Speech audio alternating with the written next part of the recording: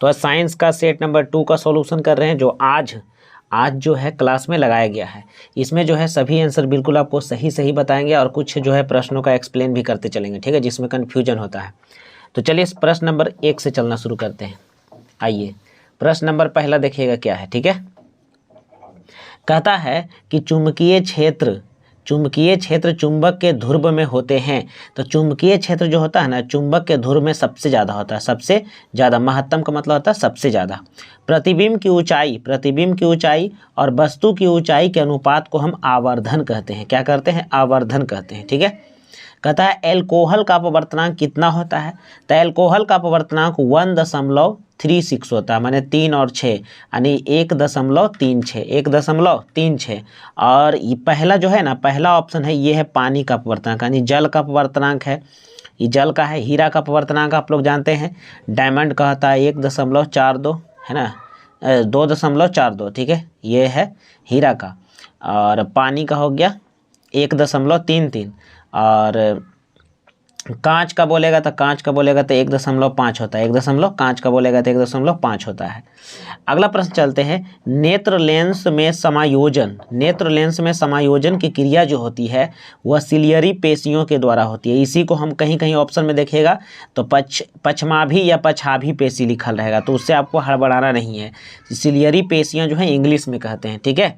अगला प्रश्न है, करा प्रत्यावर्ती धारा की आवृत्ति कितनी होती है? तो प्रत्यावर्ती का मतलब होता है एसी, और एसी करंट का जो धारा का फ्रीक्वेंसी होता है वह 50 हर्ट्ज होता है। कितना हर्ट्ज होता है? 50 हर्ट्ज होता है। माइकल फैराडे ने बहुत से क्रांतिकारी खोज की, जिसमें से कौन कौन सही है? तो विद्युत चुंबकीय प्रेरण तो आप जानते हैं, और विद्युत अपघटन का नियम भी माइकल फैराडे दिया। तो ऑप्शन नंबर सी होगा, ऑप्शन 1 और बी दोनों सही हो जाएगा, ठीक है। अगला प्रश्न है, कहता है किसी धारावाही परिनालिका के भीतर सभी बिंदुओं पर चुंबकीय क्षेत्र क्या होते हैं? तो समान होते हैं। कैसा होते हैं? समान होते हैं। ये बिल्कुल सही जा रहा। अगला कहता है स्पेक्ट्रम प्राप्त करने के लिए किसका उपयोग किया जाता है? तो स्पेक्ट्रम प्राप्त करने के लिए जो है हम यहाँ पर जो है प्रिज्म का उपयोग करेंगे। किसका उपयोग करेंगे?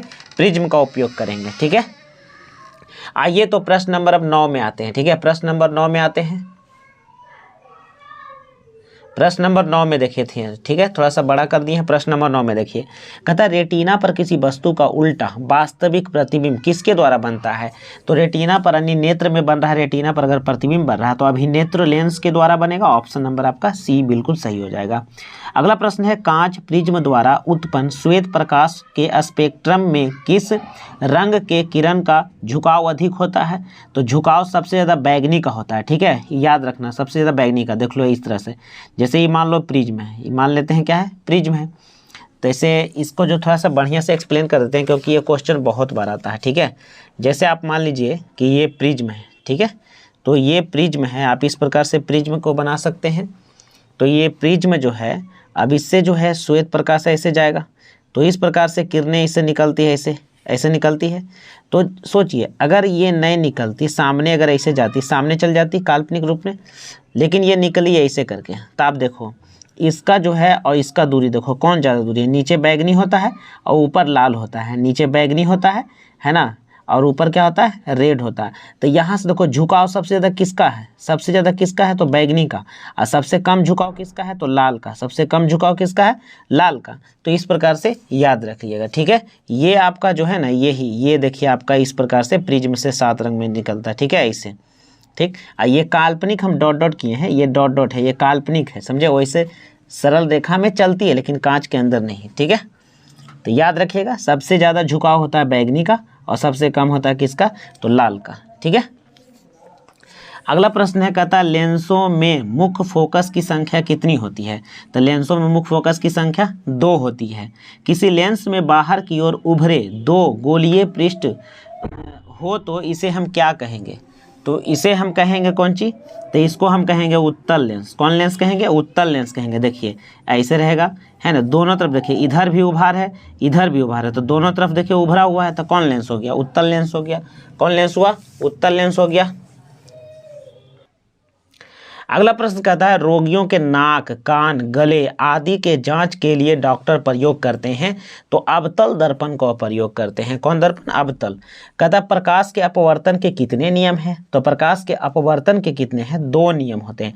परावर्तन बोले या अपवर्तन बोले, दोनों में 2 ही नियम होता है। बिजली के फ्यूज का तार बना होता है तो यहाँ पर आप बनिएगा तांबा और टीन का, तांबा और टीन का।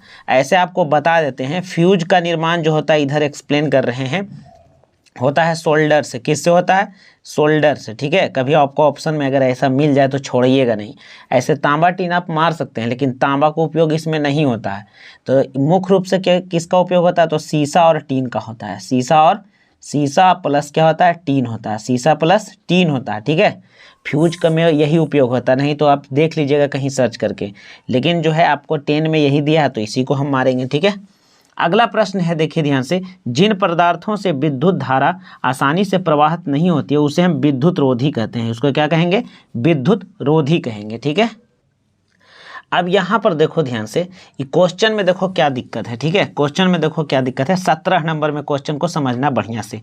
कहता क्या प्रोटीन, पहली बात तो यहाँ पर प्रोटीन होगा नहीं। पहली बात क्वेश्चन के अगर अनुसार पढ़ें तो प्रोटीन नहीं होता। आवेशन का मतलब होता है आवेश। क्या होता है? आवेश से।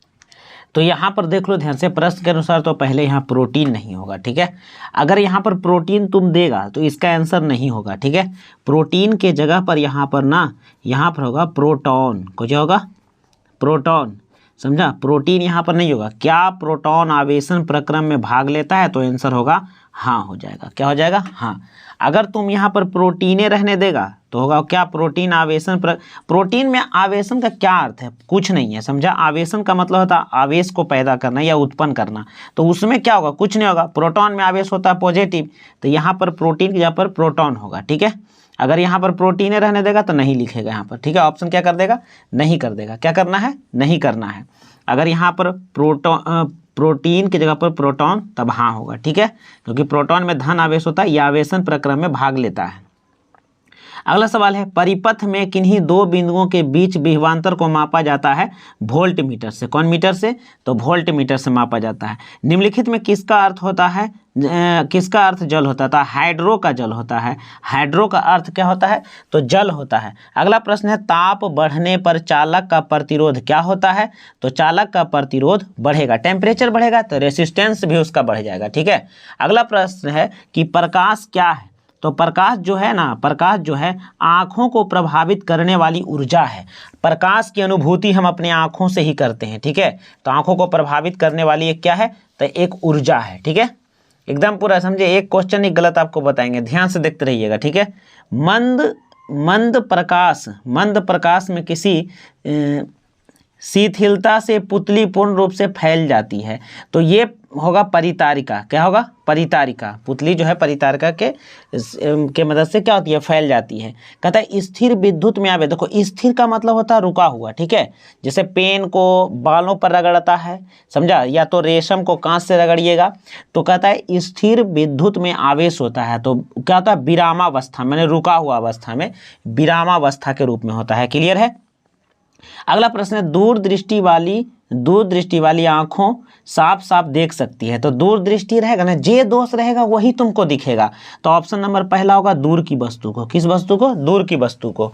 अगला है, तालाब का जल कम गहरा दिखाई पड़ता है। मैंने देखो तालाब में पानी है तो उसका नीचे का सतह दिखाई तुमको पड़ेगा, वो लगेगा कम गड्ढा है। तो ये अपवर्तन के कारण होता है। किसके कारण होता है? अपवर्तन के कारण होता है। क्लियर है? अगला प्रश्न है, कहता मृत्यु के पश्चात कितने घंटे के अंदर नेत्र को निकाल लेना चाहिए? तो 4 से 6 घंटे। 4 से 6 घंटे के अंदर। ठीक है, कहता है कि नीला तथा हरा प्रकाश के मिलने पर किस वर्ण का प्रकाश प्राप्त होता है? तो नीला और हरियर को हम मिलाएंगे ना तो सियान कलर प्राप्त होगा। कैसा प्राप्त होगा? सियान कलर प्राप्त होगा। अगला प्रश्न, चुंबकीय क्षेत्र की तीव्रता का मात्रक होता है। तो ऑरस्टेड और टेस्ला दोनों होता है। तो ऑप्शन नंबर आपका सी हो जाएगा सही, ऑरस्टेड और टेस्ला दोनों हो जाएगा। कहता है चुंबकीय क्षेत्र रेखाओं के निकटता बतलाता है। तो चुंबकीय क्षेत्र रेखाओं की निकटता क्षेत्र का मान बतलाता है कि क्षेत्र का मान क्या है, क्षेत्र का मान कितना बड़ा है, ये बतलाता है। ठीक है, वो क्षेत्र है ना बताएगा। चुंबकीय क्षेत्र रेखाओं के निकट आप पहुंचेगा तो आपको पता चलेगा कि कितना दूर तक उसका क्षेत्र है। तो उस क्षेत्र का मान बताता है, दिशा नहीं बताता, उसका वैल्यू बताता है कितना दूर तक है। कहता है कि दर्पण की चौड़ाई को कहते हैं तो दर्पण का द्वारक कहते हैं। ये कितना बार आ चुका है, दर्पण की चौड़ाई को हम दर्पण का द्वारक कहते हैं। वे सभी पदार्थ भस्म कहे जाते हैं जो जल में घुलकर किस प्रकार का आयन देते हैं। तो भस्म जो है जल में घुलेगा तो क्षार होगा, और क्षार देगा कैसा, OH ion. Can ion, OH ion है ना, OH आयन देगा। ऑप्शन नंबर पहला हो जाएगा। अगला कहता है वैसे लवण जो जल और भस्म के पूर्ण उदासीकरण से बनते हैं उन्हें क्या कहते हैं। तो पूर्ण उदासीकरण से बनते हैं उन्हें हम कहेंगे सामान्य लवण। कौन लवण, सामान्य लवण। ऑप्शन नंबर आपका एक बिल्कुल सही आंसर है, ऑप्शन नंबर एक बिल्कुल सही है। 33 नंबर में कह रहा कि प्रथम कार्बनिक यौगिक यूरिया का संश्लेषण किसने किया था। तो यूरिया को बनाया था कितना जी, यूरिया को बनाया था 1828 में बोहलर बनाया था। कौन बनाया था, बोहलर बनाया था। ठीक है, यहाँ पर बोहर लिख दिया है, बोहलर होगा। कहता है कैल्शियम कार्बाइड, कैल्शियम कार्बाइड को ही हम क्या कहते हैं, कैल्शियम कार्बाइड को हम लोग कारपेट कहते हैं, जिसको जो है कच्चे फलों को कृत्रिम ढंग से पकाने में यूज किया जाता है। उस पर जल की अभिक्रिया जब होती है तो एथाइन बनता है। क्या बनता है, एथाइन। एथाइन का मतलब होता है एसिटिलीन, C2H2 एथाइन को ही हम एसिटिलीन गैस भी कहते हैं। लोहा से जिंक लेपित करने की क्रिया को हम गैल्वेनीकरण कहते हैं। कौन करण कहते हैं, गैल्वेनीकरण कहते हैं। अगला प्रश्न है निम्नलिखित में कौन अधिक अभिक्रियाशील है। तो चारों ऑप्शन के अनुसार आपको बताना है, तो इसका आंसर आपको तांबा हो जाएगा। तांबा ही चारों ऑप्शन में ज़्यादा क्रियाशील है। कहता है एक ग्लूकोज के एक अणु में ऑक्सीजन के कितने परमाणु होते हैं। तो फार्मूला देखिए क्या होता है ग्लूकोज का, C6H12O6।